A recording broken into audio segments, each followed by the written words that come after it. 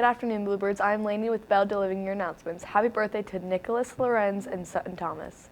We would like to begin our broadcast today by discussing a virus that has been in many of the local and national headlines lately, and that virus is the coronavirus. The coronavirus is a respiratory illness that first became apparent in province in China called Wuhan. Initially, the virus was thought to be spread by contact with an animal or seafood, but later cases were appearing in which people had no contact with an animal or seafood. The virus was spreading person to person. Some students here in broadcasting created a video to help you understand. This video in terms you can understand. There is a virus spreading rapidly through Wuhan, China, and the Center of Disease Control is worried it's going to spread just as fast here in the U.S. It is the coronavirus and has already infected about 9,700 people and just killed over 200 people. It is very deadly, and scientists are already attempting to make a cure. We asked some teachers what they thought about it. I haven't heard much about the coronavirus. I feel like there aren't very many cases around here, so I'm not too worried. It kind of sounds like a flu type of bug, something like that. I think the coronavirus is really scary, and I think it's crazy how illnesses like this can just really kind of come out of nowhere. Yeah, the coronavirus can be a little bit scary with the amount of deaths that they've had, but it's still nowhere near the flu. It being a virus, I'm sure there's some sort of antiviral cocktail that could be used, and they're most definitely working on it with the WHO and U.S. infectious disease groups as well. Thoughts are that it's a virus that they're keeping a very close eye on. I don't have great concern with it coming to Highlands Middle School, but just like with any other illness, I think that it's important that we wash our hands, we eat a healthy diet, and drink plenty of fluids to stay healthy. The best defense at the moment against the virus is basic hygiene. So stay clean and keep washing your hands, Bluebirds.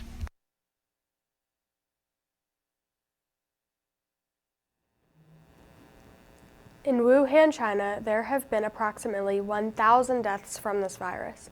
At this time, there has only been one confirmed death in the United States from coronavirus, and the Center for Disease Control is encouraging everyone to continue to practice good hygiene and especially wash your hands frequently. For more information, Google Center for Disease Control or World Health Organization will help you.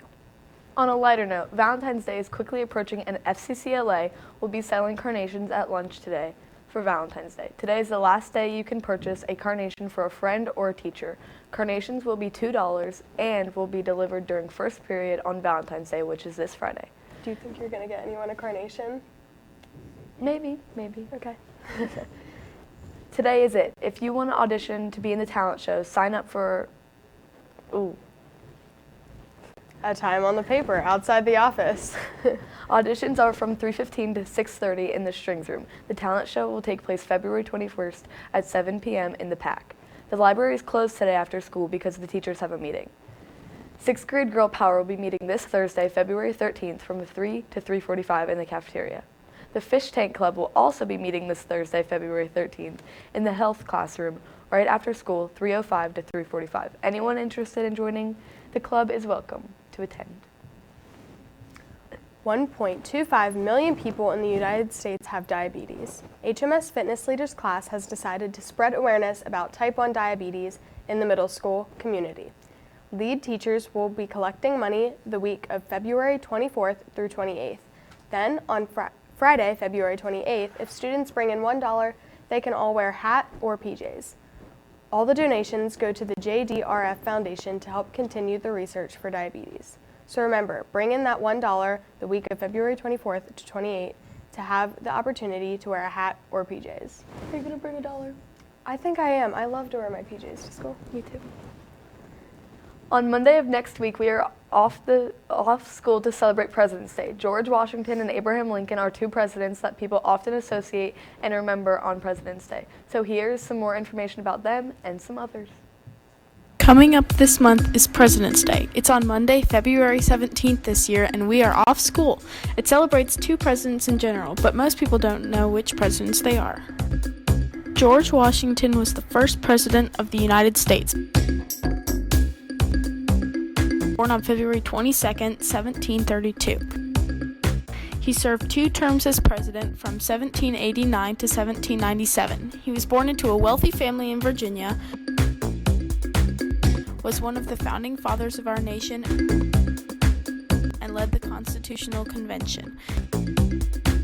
He died on December 14, 1799 of a fever. Abraham Lincoln was the 16th President of the United States. He was born on February 12, 1809. He served 2 terms as president from 1861 to 1865. Abraham Lincoln was the president during the Civil War. Determined to abolish slavery, Lincoln signed the Emancipation Proclamation on January 1, 1863. He changed the federal legal status of millions of enslaved people within the Confederacy from slave to free.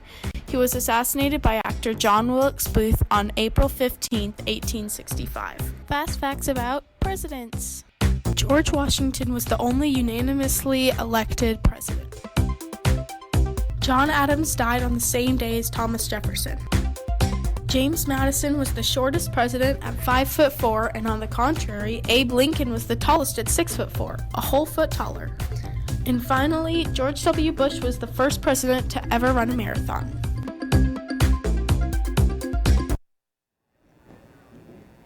Hopefully, you all learned something about some of our former presidents as we get ready to celebrate this holiday. In the video, the creator mentioned that Abraham Lincoln helped to abolish slavery by signing the Emancipation Proclamation and giving freedom to many African Americans. While that happened in 1863, many people of black skin color were still denied from freedoms because of their skin color. Abraham Lincoln worked on to give black people their freedom, but the battle wasn't over when he signed the Emancipation Proclamation. For instance, in 1965, about 50 years ago, there were marches for supporting the voting rights of blacks. These marches occurred in Selma, Alabama on March 7, 1965. Approximately 600 African Americans met in Dallas to protest against the voting policies. The protesters only were able to march about 6 blocks before the authorities stopped them and ordered them to disband. The marchers would listen to the orders as they stood the ground. The police then attacked protesters with their clubs, whips, and tear gas. Many people hurt that day, but it was known as Bloody Sunday. The news programs helped gain support for the marchers and to help the cause. Here is a video to help you better understand this event. Were the events of Bloody Sunday. Although he could not attend himself, Dr. King worked with local civil rights leaders to plan the peaceful march. On March 7th, 600 people gathered after Sunday services at Brown Chapel in Selma. The group was led by John Lewis, the leader of a student group committed to nonviolence. Lewis and his marchers were ready to begin their 54-mile journey to Montgomery. It was a cold, raw day and tension filled the air. The march began quietly. As the group began to cross the Edmund Pettus Bridge, they were met with police cars blocking their path and more than 200 state troopers lined up. The marchers stayed on the sidewalk and kept calm. The police gave orders for the group to turn around. John Lewis tried to reason with the police, but the troopers gave the group a 2-minute warning to return to their homes or the church from which the march started. Only 1 minute and 5 seconds went by before the state trooper in charge gave orders for the police to go into the crowd. The troopers sprayed the marchers with tear gas and beat them with billy clubs. 50 marchers were badly injured and were sent to the hospital. What the state troopers didn't count on was that all of this violence would be captured and shown on televisions across America. Networks interrupted their regular programs to broadcast the event, and many Americans were outraged at the violence they saw. This first march became known as Bloody Sunday. If you are interested in this, you may want to consider watching the movie Selma. As we mentioned, we are off school on Monday of next week, but Monday is National Be Kind Week. In honor of this, The Just Be Kind Club is asking students of HMS to participate. Here are some of the ideas for what you can do on each day next week. On Tuesday, do 5 acts of kindness. If you do 5 acts of kindness, there are pieces of paper you can fill out in the library, the 8th grade SPDM room, and the cafeteria listing your acts where and be entered to win a prize. So Tuesday is do 5 acts of kindness. Then on Wednesday, share a smile. That should be an easy one. Then on Thursday, you can pass the kindness tickets. And then on Friday, give someone a high five and participate in a High Five Friday. National Be Kind Week is next week. Make plans to participate. I'm sure it'll be super fun. for lunch today, we will be having cinnamon rolls, sausage links, hash brown potatoes, and cinnamon apples. The alternate is a quesadilla. For lunch tomorrow, we will be having a cheese coney, curly fries, and steamed vegetables.